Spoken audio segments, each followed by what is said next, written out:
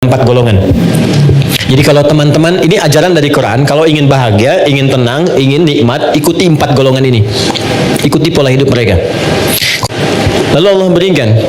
Saya mau tanya teman-teman, mohon izin ya. Kalau diberi itu pengen cepat, pengen lambat? Ingin mudah, ingin sulit? Mudah kan?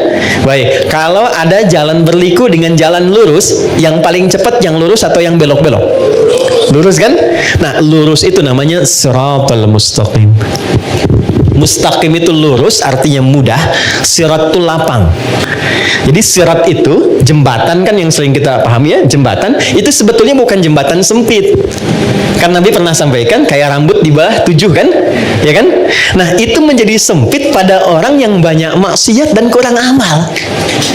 Tapi bagi orang yang dekat dengan Tuhan, dia mendedikasikan kegiatan di dunianya untuk beribadah kepada Allah dengan berbuat baik, maka itu menjadi lapang.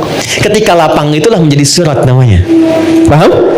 Baik, jadi seakan kita minta begini, ya Allah, mohon berikan aku solusi dan lapangkan saat aku menerimanya, serta mudahkan dalam prosesnya. Jelas? Lapangkan aku saat menerimanya dan mudahkan dalam menjalani prosesnya. Oke. Saya kasih pertanyaan, kalau bisa jawab saya kasih hadiah umroh ya. Saya serius. Saya serius. Bintang 5 di Mekah Madinah. Oke? Salat sendiri kan? Ya kan? Walaupun berjamaah kan kita sendiri kan? Ya kan? Nanti sifatnya jamaah dengan banyak orang. Kenapa di sini mintanya tunjukkan pada kami, padahal kita sendiri? Ihdina. Kenapa enggak ihdi? Oke, silakan. Ya. Boleh?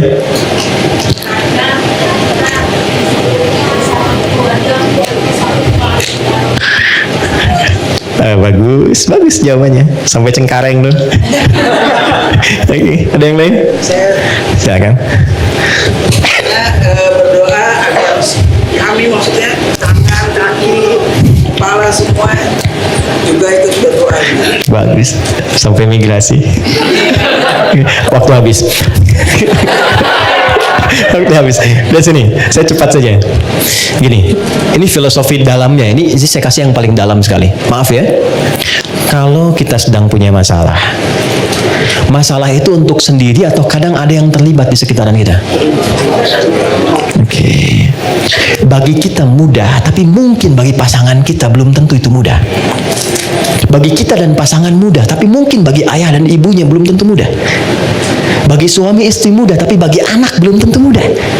Kenapa kita sertakan Dina di sini, Dina, untuk memberikan kesan bahwa ya Allah, berikan solusi atas masalah yang sedang hamba jalani, mudahkan prosesnya dan lapangkan untuk semua yang mengalami itu. Kalau suamiku di dalamnya, lapangkan hati suamiku pula. Kalau ada tetanggaku di dalamnya, lapangkan tetanggaku. Kalau ada ibuku di dalamnya, lapangkan hati ibuku. Itu dalam banget. Itulah sebabnya kenapa menggunakan tidak menggunakan bentuk tunggal secara personal. Jadi ketika kita menunaikan sholat, di situ Allah ingin menyelesaikan persoalan masalah yang kita alami setuntas-tuntasnya, bukan 1-2 tahapan kehidupan. Jelas? Oke, tiketnya masih saya pegang ya. 1. Jelas ya? Paham ya? Baik, maka jangan sungkan untuk mengungkapkan itu dalam sholat, tapi di hati kita, karena nggak boleh dilafadzkan. Jelas ya? Ihdinas siratal mustaqim. Cepat, karena Allah Maha tahu. Kita tinggal hadirkan saja suasana itu. Minta. Nah, sekarang Allah kasih mudah, kasih cepat, tapi caranya nggak enak. Mau nggak? Oke, kasih mudah, kasih cepat, tapi caranya nggak enak. Anda melamar pekerjaan, langsung dikabulkan, cepat diterima, tapi begitu datang Anda dimaki-maki dulu. Lain kali nanti kalau ke sini pas kerja kamu pintar, tapi pakaian kamu nggak layak. Besok kamu ganti kayak gini. Ini perusahaan begini, nggak cocok nanti kalau kamu pakaian begini. Tapi kamu diterima.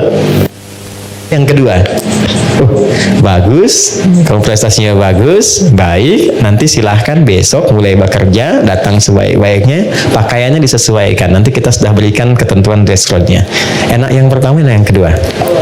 Yang kedua, sesuatu yang melahirkan ketenangan, kenyamanan, kenikmatan, itu bahasa Arabnya an'ama yun'imu. Nikmat sifatnya. Kalau kita minta kepada objek yang ada selain kita atau di depan kita atau yang nggak ada tapi kita minta, gunakan ta setelah an'ama menjadi an'amta. Maka setelah itu kita meminta, ya Allah, saya nggak pengen dapat yang cepat, mudah, lapang, tapi misalnya nggak ada kenikmatan di dalamnya. Maka diteruskan ayatnya, siratal ladzina an'amta alaihim ghairil maghdubi alaihim walau. Ya, jangan sampai di situ ada mohon maaf ya Allah, ya kita minta misalnya ya Allah jangan sampai solusi itu datang diberikan tapi muncul juga rasa-rasa yang tidak mengenakan, mengarahkan kepada hal-hal yang tidak menyenangkan.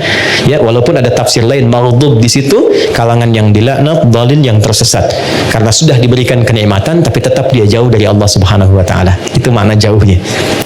Jelas? Halo, jelas? Oke, setelah jelas, pertanyaan saya yang terakhir. Oke, dapat hadiah. Siapa orang-orang yang dimaksud di sini? Pada orang-orang yang telah engkau beri nikmat kepada mereka. Itu siapa? Para nabi. Apa lagi? Apa lagi? Ya, orang bertakwa. Bagus, baik. Apa lagi? Oke, singkatnya Quran surah 4 ayat 69. Ada 4 golongan. Jadi kalau teman-teman, ini ajaran dari Quran, kalau ingin bahagia, ingin tenang, ingin nikmat, ikuti 4 golongan ini. Ikuti pola hidup mereka. Quran surah 4 ayat 69. Wa may yuti'illaha war rasula fa ulaika ma'al ladzina an'ama Allahu 'alaihim. Oke, kalimatnya sama. Wa may yuti'illaha war rasula. Siapa yang kehidupannya diikutkan pada petunjuk Allah dan Rasul. Dari bangun tidur sampai tidur lagi. Misal, saya mau bangun tidur, saya ikutin bagaimana Nabi bangun. Ya, itu contohnya ada pada doa nanti. Ya, doa itu bukan sekedar bacaan, di situ ada penuntun aktivitas di setiap doa itu. Ya. Oke. Siapa yang pola hidupnya mengikutkan pada tuntunan Allah dan Rasul? Perhatikan, faulaika ma'al ladzina an'ama Allahu 'alaihim. Maka mereka itu aku jamin akan disatukan dengan 4 kalangan yang selama hidupnya selalu dijamin kenikmatan oleh Allah. 4 kalangan. 1, minan nabiyyin, para nabi.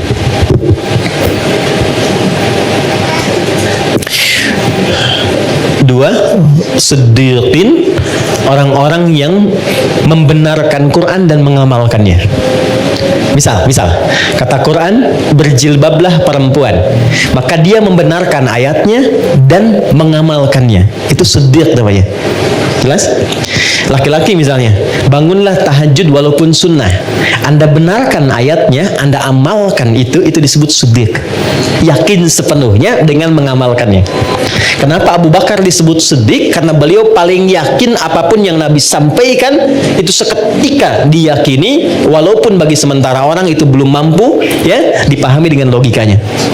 Karena itu disebut dengan Abu Bakar as-Siddiq. Oke, 3. Ini siddiq. 3, syuhada. Orang yang wafat yang saat hidupnya sering mendedikasikan kegiatannya untuk ibadah. Maaf ya, jangan hanya dipahami berperang misalnya secara militer, tidak. Anda bekerja niatkan karena Allah. Di rumah tangga niatkan karena Allah. Posisikan istri sebagai titipan Allah, istri suami sebagai titipan Allah, menyayanginya karena Allah.